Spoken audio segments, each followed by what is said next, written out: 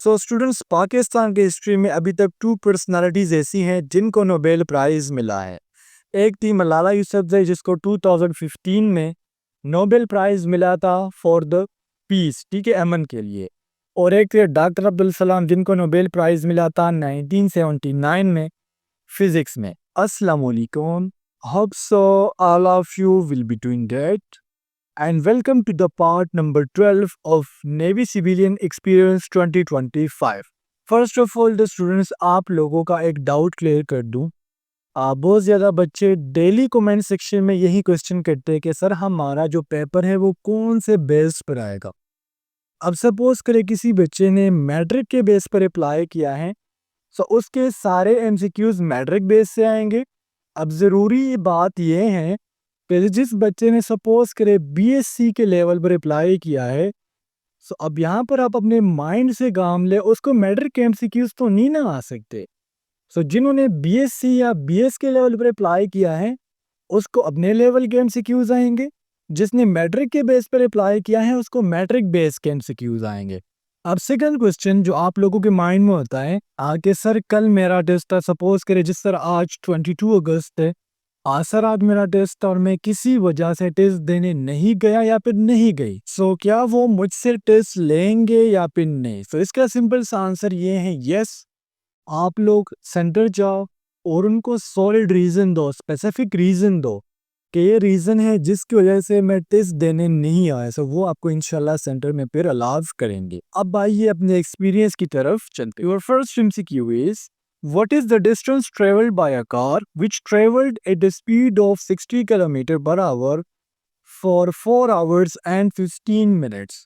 एक गाड़ी है जिसकी स्पीड क्या है 60 किलोमीटर पर आवर, ठीक है, ये आपको स्पीड का पता होगा, बाइक्स में भी होता है। और उसने कितने मिनट के लिए ये सफर किया है 4 आवर्स एंड 15 मिनट्स। हम यहाँ पर करेंगे क्या, जो हावर्स है ना ये हमारे पास बन जाता है 4.25 आवर्स। देखिए 15 मिनट्स क्या है, 1 घंटे का चौथवा यानी 1 घंटे का क्वार्टर है। अब आपको पता है जब भी हमने डिस्टेंस फाइंड करना हो, यहाँ पर मेन बात हो रही है डिस्टेंस की, कि डिस्टेंस उसने कितनी ट्रेवल्ड की है। तो डिस्टेंस का हमारे पास जो फॉर्मूला है डिस्टेंस के लिए मैं सिंपली लिख लूंगा डी, और ये हमारे पास स्पीड मल्टीप्लाई बाय टाइम के बराबर होता है। स्पीड कितना था 60 किलोमीटर पर आवर, टाइम कितना था 4.25 आवर। 60 को 4.25 आवर से मल्टीप्लाई करेंगे तो आपके पास आ जाएगा 255 kilometers. Skill number 2 is the motorbike covers 80 kilometer in 2 hours and its speed is. So देखिए हमें पता है कि हम स्पीड को जब भी मेजर करते हैं तो हम कहते हैं किलोमीटर पर आवर। अगर आप कार की बात करें या बाइक की बात करें तो सब में यही सीन होता है। अब 80 किलोमीटर कितने टाइम में किए 2 आवर्स में। सिंपली बात यह है कि उसने 1 घंटे में कितना किया होगा 40 किलोमीटर्स। सो 2 घंटों में कितने हुआ 80 किलोमीटर्स। अब यहाँ पर इसके लिए फॉर्मूला भी है। देखिए इससे पहले हमने फॉर्मूला देखा डिस्टेंस हमारे पास स्पीड मल्टीप्लाई बाय टाइम के बराबर है। यहाँ पर हमने स्पीड को फाइंड करना है, जो सब स्पीड यहाँ पर आएगा, सो यहाँ पर जो डी है ये यहाँ पर डिवीजन में आ जाएगा। सो स्पीड हमारे पास डिस्टेंस डिवाइडेड बाय टाइम के बराबर हो जाएगा। डिस्टेंस कितना है 80 किलोमीटर, टाइम कितना है 2 hours. So 2 1s are 2 and 2 40s are 80। सो कितना आंसर आएगा 40। सो हमारा करेक्ट ऑप्शन क्या है, वो है ऑप्शन सी में। MCQ number 3 is optimum temperature of most of the enzymes. Enzymes आपके बॉडी में जितने भी है, चाहे वो एसिडिक पीएच में काम कर रहे हो, चाहे वो बेसिक पीएच में काम कर रहे हो, एंजाइम मैटर नहीं करते। चाहे वो माउथ के सलेवरी एंजाइम्स है, लाइपेज एंजाइम्स है या पेप्सिन एंजाइम्स है जो आपके स्टमक में है, इनके लिए जो नॉर्मल पीएच है, जो ऑप्टिमम पीएच है, वो है 37 degree centigrade. Question number 4 is complete the given series. So normal सा सीरीज है, मैथमेटिकल सीरीज है, और इस टाइप के सीरीज आपके क्वेश्चन में बहुत ज़्यादा आते हैं। सो अब यहाँ पर क्या हो रहा है, यहाँ पर हमने करनी है एडिशन।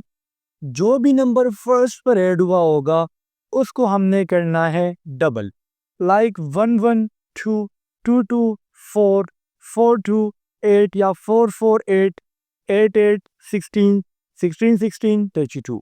अब यहाँ पर हम क्या करेंगे, या तो 32 को 2 के साथ मल्टीप्लाई करेंगे या फिर 32 को 2 टाइम्स 8 करेंगे, तो हमारा आंसर आ जाएगा 64। And skin number 5 is if a set contains only one element is called. Let's suppose ये आपका एक सेट है और इसमें सिर्फ और सिर्फ एक एलिमेंट है, ठीक है, जिस तरह 1 एक एलिमेंट है, 11 एक एलिमेंट है। सो ऐसे एलिमेंट को हम नाम देंगे, ऐसे सेट को हम नाम देंगे सिंगलटन मैट्रिक्स का या फिर सिंगलटन सेट का। इसके अलावा डायगोनल क्या होता है, मैं यहाँ पर एक सेट लिख लेता हूँ, जब भी तमाम के तमाम एंट्री 0 हो, ठीक है, मैं लिख लेता हूँ पहले यहाँ पर। ये पॉइंट आपका कौन सा है, ये है डायगोनल।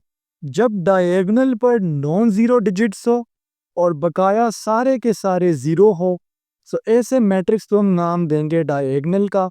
स्क्वायर मैट्रिक्स वो होता है जिसमें रोज और कॉलम्स ये आपस में बराबर हो। आइडेंटिटी मैट्रिक्स वो होता है जिसमें तमाम की तमाम एंट्रीज क्या होंगी, वो 1 हो। And skin number 6 is the orbital which is spherical in shape. So orbital total 4 है। स्फेरिकल जो ऑर्बिटल है वो है एस। एस कौन से शेप में है, वो है स्फेरिकल। अगर यहाँ पर हम पी की बात करें, सो पी होता है डम्बल शेप, डी होता है डबल डम्बल शेप, और जो आपका एफ है ये टेट्राहेड्रल भी हो सकता है और ये कॉम्प्लेक्स स्ट्रक्चर भी हो सकता है। अगर आपसे इस शेल्स में, इस ऑर्बिटल्स में इलेक्ट्रॉन के बारे में पूछ लिया जाए, सो इस शेल में होते हैं 2 इलेक्ट्रॉन्स, इस तरह पी में होते हैं 6 इलेक्ट्रॉन्स, डी में होते हैं 10 इलेक्ट्रॉन्स और एफ में होते हैं 14 इलेक्ट्रॉन्स। फिर number 7 is which of the following is not a micronutrient. So micronutrient कौन सा न्यूट्रिएंट होता है, वो न्यूट्रिएंट्स जो प्लांट्स की बॉडी में या फिर एनिमल्स की बॉडी में लो मिकदार में रिक्वायर्ड हो, सो हम कहते हैं कि हमारे पास माइक्रोन्यूट्रिएंट है। अब अगर आप एमसीक्यूज के स्टेटमेंट पर फोकस करोगे, सो यहाँ पर पूछा जा रहा है कि गिवन ऑप्शन में वो कौन सा न्यूट्रिएंट है जो माइक्रो नहीं है, नॉट अ माइक्रोन्यूट्रिएंट। सो जो हाइड्रोजन है माइक्रोन्यूट्रिएंट नहीं है, चाहे प्लांट्स हो या एनिमल्स हो, इनको हाई क्वालिटी में, हाई क्वांटिटी में जो है हाइड्रोजन की जरूरत होती है। बकाया आयरन, मैंगनीज और आपका कॉपर, ये माइक्रोन्यूट्रिएंट्स यानी बॉडी को लो मिकदार में, लो क्वांटिटी में रिक्वायर्ड होते हैं। इसकी unit is doctor Abdul Salam won the Nobel prize for the subject of. So students, Pakistan के हिस्ट्री में अभी तक 2 पर्सनालिटीज ऐसी हैं जिनको नोबेल प्राइज मिला है। एक थी मलाला यूसुफजई जिसको 2015 में नोबेल प्राइज मिला था फॉर द पीस, ठीक है, अमन के लिए। और एक थे डॉक्टर अब्दुल सलाम जिनको नोबेल प्राइज मिला था 1979 में फिजिक्स में। पाकिस्तान की जो स्पेस एजेंसी है स्पार्को, इसकी जो बुनियाद थी ये भी डॉक्टर अब्दुल सलाम ने रखी थी। MCQ number 9 is McMahon line is a border between. So McMahon जो है ये बॉर्डर है बिटवीन इंडिया एंड चाइना। यहाँ पर मैं आपको पाकिस्तान के सारे नाम जो बता देता हूँ, पेज उठाए और अपने साथ नोट कर ले।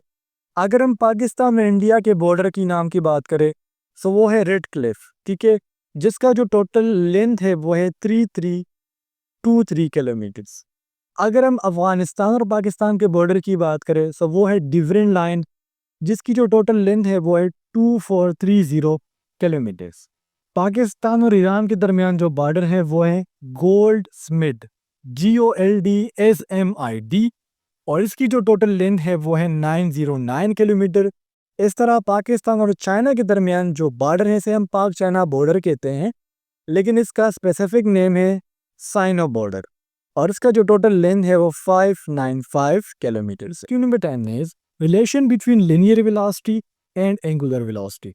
सो वेलोसिटी है क्या, हम वेलोसिटी को समझ लेते हैं। वेलोसिटी को हम सिंपली कहते हैं कि किसी ऑब्जेक्ट के पोजीशन में चेंज आना, ये वेलोसिटी है। अब लीनियर वेलोसिटी कौन सी होंगी, अगर एक ऑब्जेक्ट स्ट्रेट लाइन में जा रहा है, इस टाइम पर हम इसके पोजीशन, सपोज कर एक बॉडी पहले यहाँ पर थी, फिर ये बॉडी यहाँ पर आ गई, सो इस टाइम पर अगर इसके हम वेलोसिटी को मेजर करेंगे, सो लीनियर वेलोसिटी होंगी। एंगुलर वेलोसिटी कब होंगी, जब एक बॉडी रिवोल्यूशन कर रही है या फिर रोटेशन कर रही है, उस टाइम पर हम उसके वेलोसिटी को फाइंड करें, तो वो होती हैं एंगुलर वेलोसिटी। और इन दोनों के दरमियान जो रिलेशन है वो है V = RW। And skill number 12 is SI unit of plane angle. So एक है प्लेन एंगल और एक है सॉलिड एंगल, दोनों इंपॉर्टेंट है। प्लेन एंगल का जो एसआई यूनिट है वो है रेडियन, और जो सॉलिड एंगल है उसका जो एसआई यूनिट है वो है steradian. And question number 13 is I bought playing book.